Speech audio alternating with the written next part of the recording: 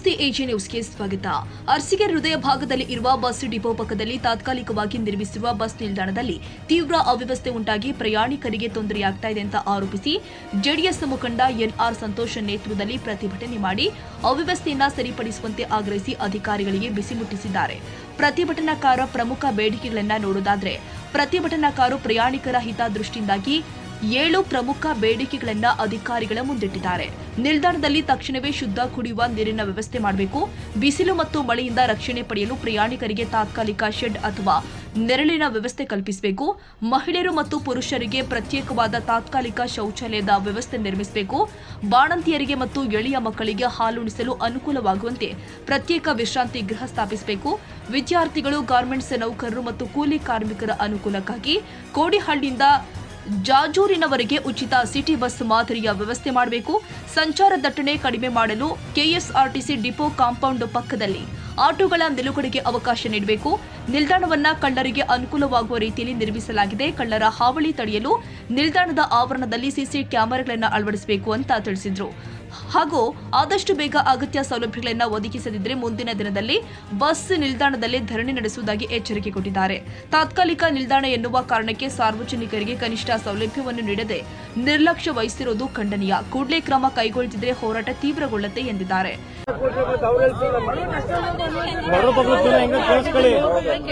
₹100 ಒಂದು ನಿಮಿಷ ಲೇಟ್ ಆಯ್ತು ಆಚೆ ಕಡೆ ನಿಲ್ಲಿಸ್ತಾರೆ ಸರ್. ನಮ್ಮನ್ನ ಅಲ್ಲಿ ಪಂಚ ಆಗಲ್ಲ, ಮತ್ತೆ ಹೋಗಿ ನಮ್ ಕೆಲಸ ಹೋಯ್ತು. ನಾವು ಅದಕ್ಕೆ ಹೇಳ್ತೇವೆ.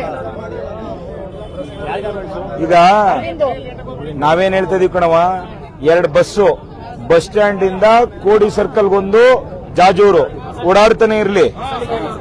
ಇಲ್ಲ ಅಂತಂದ್ರೆ ಇಲ್ಲಿ ಯಾರು ಈಗ ಬೇಕಾದವ್ರು ಆಟೋ ಹೊತ್ಕೊಂಡು ಹೋಗಿ ಬರ್ತಾರೆ. ಯಾರು ಪಾಪ ₹10 ₹20 ಕೆಲಸ ಮಾಡ್ತಾರೆ, ಕೂಲಿ ನಾಲಿ ಮಾಡುವಂತವ್ರಿಗೆ ತಾತ್ಕಾಲಿಕವಾಗಿ ಈ ವ್ಯವಸ್ಥೆನೂ ಮಾಡ್ಲಿ ಅಂತ ನಾವು ಕೇಳ್ತಿದೀವಿ. ನಮಗೆ ತಿಂಗಳು ಸಂಬಳ, ನಮಗೆ ಡೈಲಿ ಸಂಬಳ, ತಿಂಗಳು ಸಂಬಳ ನಮಗೆ ಇಲ್ಲ ಬಿಡವ. ಅದಕ್ಕೆ ಇಲ್ಲ ಯಾವ ಪೀಕ್ ಅವರ್ಸ್ 8 ರಿಂದ 12 ಗಂಟೆ, ಸಂಜೆ 3 ರಿಂದ 8 ಗಂಟೆವರೆಗೂ ಹಿಂಗ್ ಓಡಾಡಂಗ್ ಮಾಡ್ಸೋಣ. ಅದಕ್ಕೆ ನಾವು ಧರಣಿ ಕೂರ್ತಾ ಇರೋದೀಗ. ಈಗ ಅಧಿಕಾರಿಗಳು ಬಂದು ಇದನ್ನ ನೀವು ಏನ್ ನೋಡ್ತಿದ್ದೀರಿ, ಶೌಚಾಲಯ ಇಲ್ಲ, ಒಂದ್ ಸಿಸಿ ಕ್ಯಾಮೆರಾ ಇಲ್ಲ, ಯಾವನಾರು ಕಳ್ಳ ಕದಿಮ ನಿಮ್ ಚೈನ್ ಗೀನ್ ಎಳ್ಕೊಂಡು ಹೋದ್ರೆ ಯಾರು ಅಂತ ತಿಳ್ಕೊಳಕ್ಕೂ ಆಗಲ್ಲ. ಇವತ್ತು ಆ ಪರಿಸ್ಥಿತಿ ಇದೆ. ಸರ್, ಈಗ ಸಂತೋಷ್ ಮಾತಾಡ್ತೀನಿ. ನೀವು ಡಿಪೋದಲ್ಲೇ ತಾತ್ಕಾಲಿಕವಾಗಿ ಬಸ್ ನಿಲ್ದಾಣ ಕೊಡ್ಬೋದಿತ್ತಲ್ಲ, ಇಲ್ಲೇನು ಒಂದು ಶೆಲ್ಟರ್ ಇಲ್ಲ ಸರ್. ಇಲ್ಲ ಶೆಲ್ಟರ್ ನ ಬೆಳಗ್ಗೆ ತಮಗೆ ಮಾತಾಡಿದೀವಿ ಸರ್. ನಾಳೆನೇ ಕೆಲಸ ಇದಾಗುತ್ತೆ. ಅಲ್ಲಿ ನಾವು ಆ ಬಸ್ ಸ್ಟ್ಯಾಂಡ್ ಅಲ್ಲಿ ನಮ್ದು ಏನಿದೆಯಲ್ಲ ಮೇಲಿನ ಶೆಡ್ ಇದನ್ನೆಲ್ಲ ಬಿಚ್ತಾ ಇದೀವಲ್ಲ ಸರ್, ಅವನ್ ತಗೊಂಡು ಇಲ್ಲಿ ಮಾಡಕ್ ಇದಾಗುತ್ತೆ ಸರ್. ಆ ಇದರಲ್ಲಿ ಮುಂದಕ್ಕೆ ಏನ್ ಮಾಡ್ಬೇಕು, ಏನ್ ಬಿಚ್ಚಿಡ್ತೀರಿ ಸರ್? ಅಲ್ಲಿ ಏನ್ ನಮ್ ಶೆಲ್ಟರ್ ಇದಿತ್ತಲ್ಲ ಸರ್, ಶೆಲ್ಟರ್ಸ್ ಅದನ್ನ ತಗೊಂಬಂದ್ ಇಲ್ಲಿ ಇನ್ನು ಫರ್ದರ್ ನಾನು ಬೆಳಗ್ಗೆ ತಾವು ಮಾತಾಡಿದ್ರಿ ಸರ್. ನಾನೀಗ ಏನೀಗ ನಮ್ ಶೆಲ್ಟರ್ ಮಾಡಿದೀವಲ್ಲ, ಅಲ್ಲಿಂದ 2ನೇ ಚೆಕ್-ಇನ್ ಮಾಡೋದು ಇದೆಯಲ್ಲ, ಅಲ್ಲಿ ತನಕನೂ ಶೆಲ್ಟರ್ ಬರುತ್ತೆ. ಪ್ಲಸ್ ಆ ಕಡೆ ರೋಡ್ ಸೈಡ್ ಕಾಂಪೌಂಡ್ ಇದೆಯಲ್ಲ, ಅಲ್ಲಿ ಮಿಡ್ಲ್ ಅಲ್ಲಿ ಒಂದು 30-40% ಅಲ್ಲಿಗೆ ಇದನ್ನ ಮಾಡ್ತೀವಿ ಸರ್. ಈಗ ನೀವು ಅದೇನ್ ಬಿಚ್ಕೊಂಡ್ ಬರ್ತೀರಿ ಅದನ್ನ ಇಲ್ಲಿಟ್ಕೊಳ್ಳಿ. ಹೊಸದಾಗಿ ಏನ್ ಜಾಗ ಮಾಡಿದೀರಿ. ಯಾಕೆ ಇದು ಹೇಳ್ತೀನಿ ಅಂದ್ರೆ, ನೀವು ಒಂದ್ಸತಿ ನಾನು ಈಗ ಇಲ್ಲೇ ಇದ್ದೀನಿ, ಒಂದು ಬಸ್ ಬಂದ್ರೆ ಹೆಚ್ಚು ಕಡಿಮೆ ಒಬ್ಬೊಬ್ರು ಬಾಯಿಗೆ 2 ಸ್ಪೂನ್ ಮಣ್ಣು ಹಾಕ್ತಂಗಾಗುತ್ತೆ. ಅಷ್ಟು ಧೂಳೆದ್ದೇಳುತ್ತೆ. ಒಂದು. ಎರಡನೇದು, ಶೌಚಾಲಯ ಇಲ್ಲ. 2 ಶೌಚಾಲಯ ಸಾಲತ್ತೇನಣ್ಣ ಸಾವಿರಾರು ಜನ ಓಡಾಡೋ ಬಸ್ ಸ್ಟ್ಯಾಂಡ್ಗೆ. ಆಮೇಲೆ ಬಾಣಂತಿಯರು, ನನಗೆ ನೆನ್ನೆ ಒಂದು ಬಾಣಾವರದಿಂದ ಒಬ್ರು ಫೋನ್ ಮಾಡಿದ್ರು, ನಮ್ಮ ಯಾರೋ ಸಾರ್ವಜನಿಕರು. ಅವ್ರ ಅಕ್ಕನ್ನ ಆಸ್ಪತ್ರೆಗೆ ತೋರಿಸಿ ಹಾಸನದಿಂದ ಕರ್ಕೊಂಡ್ ಬಂದಿದ್ದಾನೆ ಅವನು. ಇಲ್ಲಿ ಬಸ್ ಸ್ಟ್ಯಾಂಡ್ ಅಲ್ಲಿ ಇಳಿಸಿದ್ದಾರೆ. ಆ ಮಗು ಒಳಗ್ ಶುರು ಆಗ್ಬಿಟ್ಟಿದೆ. ಹಾಲು ಕುಡ್ಸಕ್ ಓಡಾಡ್ತಾರೆ, ಇಲ್ಲೆಲ್ಲೂ ಜಾಗ ಇಲ್ಲ ಸರ್. ಅಲ್ಲಿ ಪಕ್ಕಕ್ಕೆ ನಾನೊಂದು ಈಗ ಏನ್ ಟಿಸಿ ಕ್ಯಾಬಿನ್ ಇದೆಯಲ್ಲ, ಅದೇ ಟೈಪ್ ಒಂದು ಕ್ಯಾಬಿನ್ ಲೇಡೀಸ್ ಇದು ವೈಟಿಂಗ್ ಅಲ್ಲ. ಈಗ ನೀವು ಅದೆಲ್ಲ ವ್ಯವಸ್ಥೆ ಆಗದೆ ಬಸ್ ಸ್ಟ್ಯಾಂಡ್ ಆಗಿ ಮುಚ್ಚಕ್ ಹೋದ್ರೆ ಸರ್, ಅಲ್ಲ ಅದು ಈಗ ಮಾಡದೆ. ಅಲ್ಲ, ಒಂದ್ ನಿಮಿಷ ಸರ್. ಈಗ ನೀವು ಜನ ಅನ್ಕೊಂಡಿರೋ ದನ ಅನ್ಕೊಂಡಿರೋ ನಮಗೆ ಗೊತ್ತಾಗ್ತಾ ಇಲ್ಲ. ಯಾಕೆ ಅಂದ್ರೆ ಏನ್ ಮಾಡ್ರು ಸಹಿಸ್ಕಂತ ಅನ್ಕೊಂಡಿದೀರ ಅಂತ ಕಾಣುತ್ತೆ. ನೀವು ದೇವರನ್ನ ಬಹಳ ಆಕ್ರೋಶ ಇದೆ ಇದು. ನೀವು ಇದನ್ನ ಇಲ್ಲ ಒಂದು ಮಾಡಿ ಸರ್, ನಮ್ಮದೊಂದು ಸಲಹೆ ದಯಮಾಡಿ ತಪ್ಪು ತಿಳ್ಕೊಬೇಡಿ. ಇಲ್ಲ, ನೀವು ಈ ತಾತ್ಕಾಲಿಕವಾಗಿ ಡಿಪೋದಲ್ಲಿ ಬಸ್ ಸ್ಟ್ಯಾಂಡ್ ಮಾಡಿ. ಈಗ ಅದೇ ನೀವೆಲ್ಲ ವ್ಯವಸ್ಥೆ ಮಾಡಿದ್ಮೇಲೆ ಇಲ್ಲಿ ಕೊಡಿ.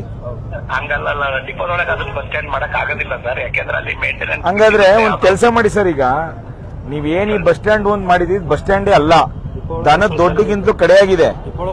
ಅರಸೀಕೆರೆಯಲ್ಲಿ ಬಸ್ ನಿಲ್ದಾಣನೇ ಇಲ್ಲ ಅಂತ ಹೇಳ್ಬಿಟ್ಟು ರೋಡಲ್ಲಿ ನಿಲ್ಸಿ ಕಳಿಸಿ ನೀವು.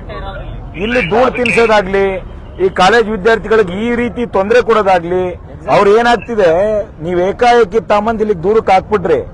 ಕಾಲೇಜ್ಗಳೆಲ್ಲ ಆ ಭಾಗದಲ್ಲಿದೆ, ಅವಕ್ಕೆ 2-3 ಕಿಲೋಮೀಟರ್ ನಡ್ಕೊಂಡು ಹೋಗ್ಬೇಕು ಅವರು. ಅದಕ್ಕೇನ್ ವ್ಯವಸ್ಥೆ ಮಾಡಿದಿರಿ? ಅದಕ್ಕೆ ನಾನು ಪರ್ಮಿಷನ್ ಸೆಂಟ್ರಲ್ ಆಫೀಸ್ ಪರ್ಮಿಷನ್ ಬರಿತಾ ಇದೀವಿ. ಏನ್ ಬರೀತಿದ್ರಿ? ಎಕ್ಸಾಮ್ ಮುಂದಕ್ಕೆ ಹಾಕಿಸ್ತೀರಾ? ಈಗ ಅಲ್ಲಿ ಸರ್ ಇದು ಡೆವಲಪ್ಮೆಂಟ್ ವರ್ಕ್.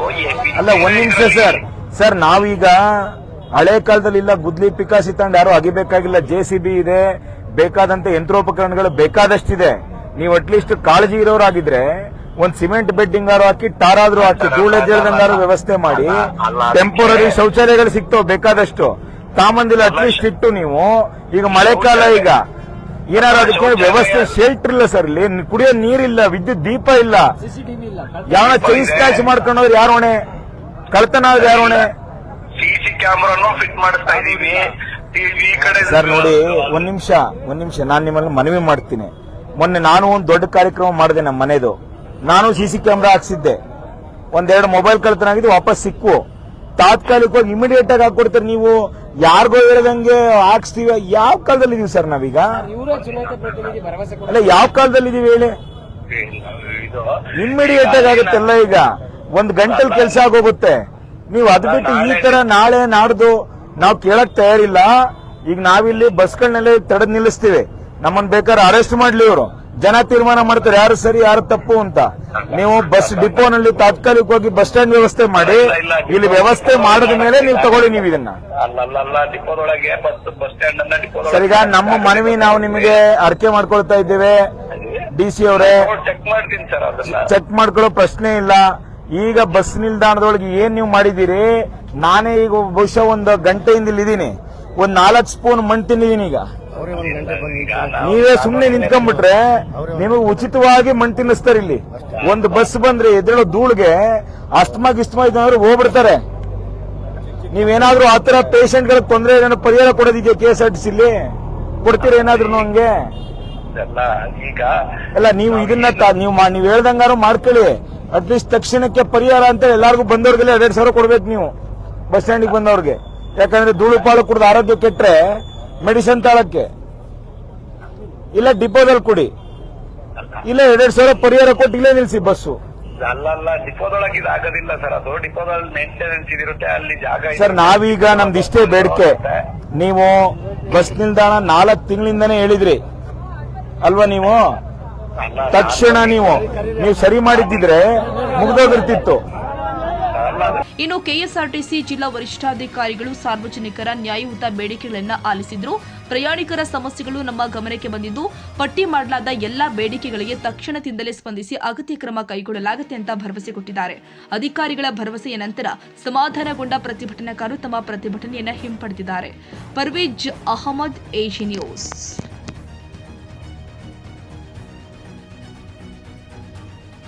ಕನ್ನಡಿಗರ ಮೆಚ್ಚಿನ ನಿಮ್ಮ AJ 24/7 ನ್ಯೂಸ್ ಕನ್ನಡ ವಾಹಿನಿ ಇದೀಗ ಟಿವಿಯಲ್ಲಿ ಲಭ್ಯ. ವೇಳೆ ನೋಟಿಸ್ ಕೊಟ್ಟಿದ್ರೆ ವಾಪಸ್ ತಗೋತೀವಿ. ಇವತ್ತು ವಕ್ಫ್ ಪ್ರಾಪರ್ಟಿ ಅಂತೇಳಿ ಬರ್ತದೆ ಅಂತ ಹೇಳಿದ್ರೆ ರೈತರ ಬೀದಿಗೆ ಬಂದ್ರೆ ಏನ್ ಮಾಡ್ಬೇಕಾಗತ್ತೆ? ಯಾರು ವೋಟ್ ಹಾಕಲಿಲ್ಲ ಅಂದ್ರೆ ಗ್ಯಾರಂಟಿನೆಲ್ಲ ಸ್ಟಾಪ್ ಮಾಡ್ಬಿಡ್ತೀವಿ.